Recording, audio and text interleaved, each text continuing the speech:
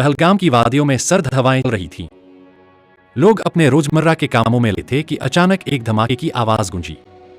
एक आतंकी हमला हुआ था जिसमें कुछ निर्दोष लोग घायल हो गए। यह खबर पूरे देश आग की तरह फैल गई। टीवी चैनलों पर ब्रेकिंग न्यूज चलने लगी। पहलगाम में आतंकी हमला, संदिग्धों की तलाश जारी। दिल्ली में गृह मंत्री अमित शाह अपने कार्यालय में तुरंत एक हाई लेवल मीटिंग बुलाते हैं। उन्होंने सबकी ओर देखा और गंभीर स्वर में कहा, हमें अब बहुत सख्त कदम उठाने होंगे। पता लगाओ कि कहीं हमारे ही देश में ऐसे लोग तो नहीं रह रहे जो यहाँ का माहौल बिगाड़ना चाहते हैं, खासकर वे जो पाकिस्तान से आए हैं और अब तक भारत में रुके हुए हैं। कुछ घंटों में देश भर सभी मुख्यमंत्रियों के पास एक खास संदेश पहुंचा है। अपने राज्य में हर उस पाकिस्तानी का पता लगाइए जिसकी वीजा मियाद खत्म हो चुकी है। कोई भी बिना अनुमति के भारत में न रहे। अब कल्पना कीजिए, मुंबई में एक पुलिस अफसर इंस्पेक्टर पाटिल अपने कंप्यूटर पर डेटा खंगाल रहा है, कौन कौन से पाकिस्तानी नागरिक हमारे शहर में रहे हैं। जब में एक महिला अधिकारी अंजलि राठौर लोकल थानों को निर्देश दे रही हैं, हर गेस्ट हाउस, हर रेंटल अपार्टमेंट की जांच करो। दिल्ली में इमिग्रेशन अफसर पासपोर्ट की तारीखें जांच रहे हैं, कहीं कोई ओवरस्टे तो नहीं कर रहा। मकसद क्या है? यह मिशन कोई नफरत या भेदभाव का प्रतीक नहीं, बल्कि एक सुरक्षा कवच है ताकि यह तय हो सके कि जो लोग भारत आए हैं वे कानूनी तौर पर हैं। कोई भी अवैध रूप से यहां रहकर देश की सुरक्षा को खतरे में ना डाले। और सबसे जरूरी, हमारी सीमाएं और नागरिक सुरक्षित रहें। कुछ ही हफ्तों में कई ऐसे लोगों की पहचान होती है जिनका वीजा 3 साल पहले ही खत्म हो चुका था, जो फर्जी नाम से रह रहे थे, और कुछ ऐसे भी जो शांति से रह रहे थे, लेकिन अब उन्हें कानूनी प्रक्रिया के तहत वापस भेजा जा रहा है। मैं गृह मंत्री अमित शाह की इस पहल ने पूरे देश को यह संदेश दिया, भारत मेहमानों का स्वागत करता है, लेकिन अवैध मेहमानों को अब बर्दाश्त नहीं किया जाएगा। सुरक्षा सर्वोपरि है। और इस तरह एक आतंकी हमले के बाद शुरू हुआ यह खोज और वापसी मिशन बन गया एक देश की सुरक्षा की नई कहानी। हर देश की पहली जिम्मेदारी होती है कि उसके नागरिक सुरक्षित रहें। आतंकी हमले जैसे घटनाएं ये दिखाती हैं कि भीतर से खतरा बढ़ रहा है। इसलिए जरूरी क्यों है? अगर कोई विदेशी नागरिक भारत में रह रहा है और उसके पास मान्य वीजा नहीं है, तो उसकी गतिविधियां संदिग्ध मानी जाती हैं। वह किसी आतंकी नेटवर्क जासूसी गतिविधि से जुड़ा हो सकता है। आधुनिक इमिग्रेशन प्रणाली कैसे काम करती है? हर देश के एक डेटाबेस होता है जिसमें हर विदेशी नागरिक की वीजा डिटेल, ठहरने अवधि और मकसद दर्ज होता है। जैसे ही किसी वीजा खत्म होता है, वो ओवरस्टेयर कहलाता है, यानी अवैध रूप से देश में रह रहा व्यक्ति। आर्टिफिशियल इंटेलिजेंस और बिग डेटा से यह ट्रैक किया जा सकता है कि कौन नियम तोड़ रहा है। Facial recognition, CCTV network, airport scanning आदि से निगरानी रखी जाती है। समस्या क्या है? भारत और पाकिस्तान के बीच रिश्ते जटिल हैं। पाकिस्तान से आतंकवाद को सीमा पार समर्थन मिला है, यह भारत लंबे समय से कहता आ रहा है। ISI, इंटर सर्विसेज इंटेलिजेंस जैसे पाक एजेंसियों पर आरोप लगते रहे हैं कि वे भारत में गुप्त एजेंट भेजते हैं।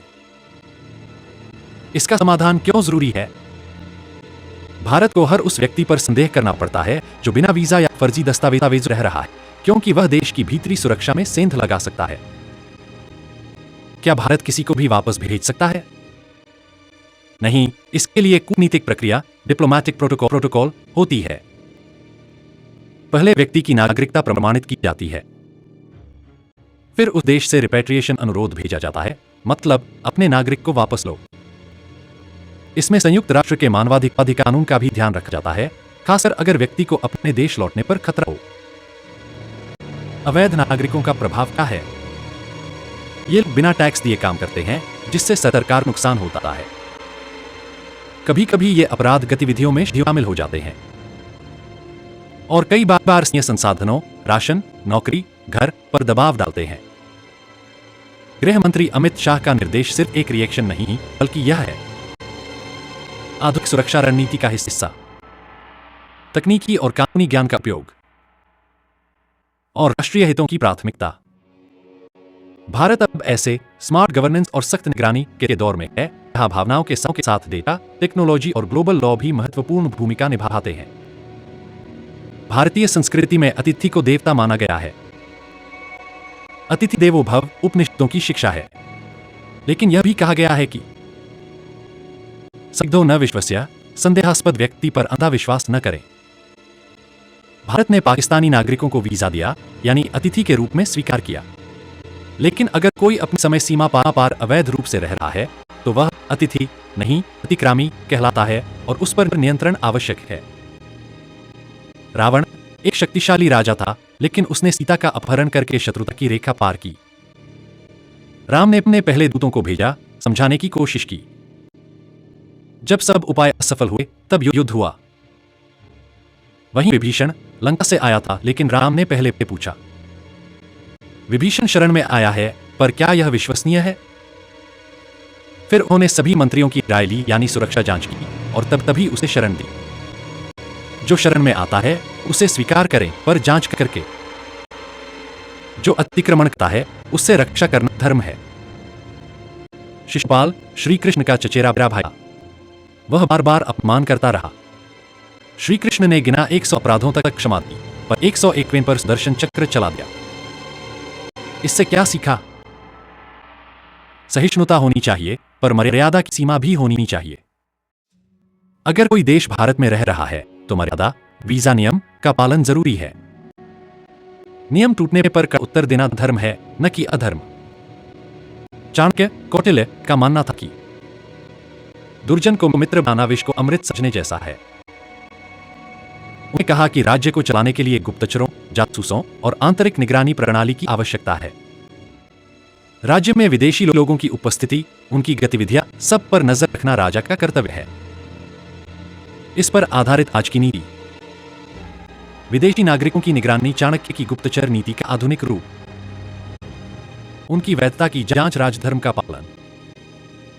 मनुस्मृति में कहा गया है, राजा का धर्म है कि वह अपने राज्य की रक्षा करे, बाहरी और भीतरी दोनों शत्रुओं से। धर्म, अर्थ, काम, मोक्ष ये तभी संभव है जब देश सुरक्षित हो। गृह मंत्री अमित शाह का यह निर्णय संस्कृति के अनुसार भी उचित है, जांच के बाद शरण या निष्कासन। धर्मशास्त्र के अनुसार भी सही है, राज्य की रक्षा। और नीतिशास्त्र के अनुसार भी आवश्यक है, चाणक्य नीति। अतिथि का सत्कार धर्म है, लेकिन अतिक्रमण पर दंड भी धर्म है। देश, राष्ट्र को मानिए एक मानव शरीर की तरह। उसके नागरिक शरीर स्वस्थ कोशिकाएं हैं। लेकिन अगर कोई बाहरी तत्व, विदेशी नागरिक, शरीर में अनुचित रूप से घुस जाए और लंबे समय तक नियंत्रित रहे तो वह वायरस या ट्यूमर की तरह बन सकता है। अगर रोग की पहचान समय रहते न की जाए तो वह शरीर को कमजोर कर देता है। इसी प्रकार अवैध रूप से देश में रहने वाले तत्व धीरे धीरे राष्ट्र की सुरक्षा और सामर्थ्य को भीतर से खोखला कर सकते हैं। एक कंप्यूटर में फायरवॉल होती है जो बाहरी हमलों से बचाती है। वीजा भी एक फिल्टर है जो यह तय करता है कि कौन और कितनी देर के लिए भारत में रह सकता है।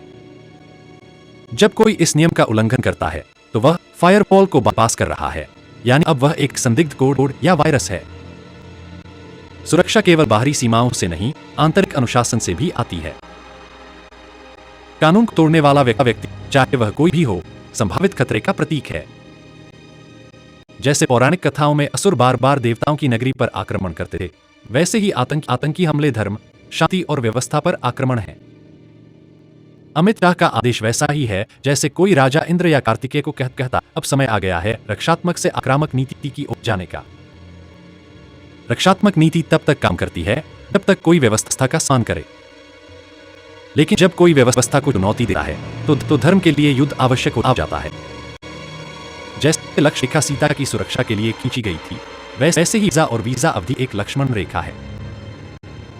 रावण ने उस रेखा को पार किया और विनाश का कारण बना। लक्ष्मण रेखा पार करना, अनुशासन तोड़ना।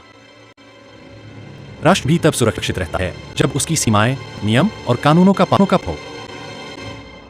भारत को मान लीजिए ये एक यज्ञ की वेदी जहां लोक कल्याण का यज्ञ हो रहा है। कोई भी तत्व जो इस यज्ञ को भंग करे वह मलिनता या राक्षस का प्रतीक है। ऐसे तत्वों को वापस भेजना यज्ञ में उपस्थित बाधा का शुद्धिकरण करना। समाज एक सतत चलने वाला यज्ञ है। जो भी इसके नियमों का पालन न करे वह यज्ञ विघ्नकारी बन जाता है और उसका निष्कासन धर्म और शांति दोनों के लिए जरूरी हो जाता है। प्रत्येक राष्ट्र एक यज्ञ है और उसकी मर्यादा एक रेखा। जो उस रेखा को लांघे वह रावण है और रावण का निष्कासन धर्म है। हर राष्ट्र की सीमाएं केवल भौगोलिक नहीं होती बल्कि धार्मिक, सांस्कृतिक और वैधानिक मर्यादाएं भी होती हैं। इन मर्यादाओं की रक्षा एक धर्म के रूप में होनी चाहिए, न केवल कानून के रूप में। नीति वाक्य मर्यादा की रक्षा धर्म की रक्षा है। भारत को 2 स्पष्ट नीति घोषणाएं बनानी चाहिए। शरण देने की नीति, जैसे विभीषण को राम ने शरण दी, दया, न्याय और जांच पर आधारित। अतिक्रमण विरोधी नीति, जैसे रावण का दमन, सख्ती और निष्कासन पर आधारित। नीति वाक्य जहां नीति की सीमा है वहां शरण है, जहां सीमा का उल्लंघन है वहां निष्कासन है। राष्ट्र एक यज्ञ की वेदी है जिसमें से सभी नागरिक यज्ञ करता है। कोई भी अवैध, विघ्नकारी, असुर स्वभाव का तत्व उस यज्ञ में विघ्न डालता है। इसलिए यज्ञ की शुद्धता बनाए रखने के लिए विघ्नों का त्याग आवश्यक है।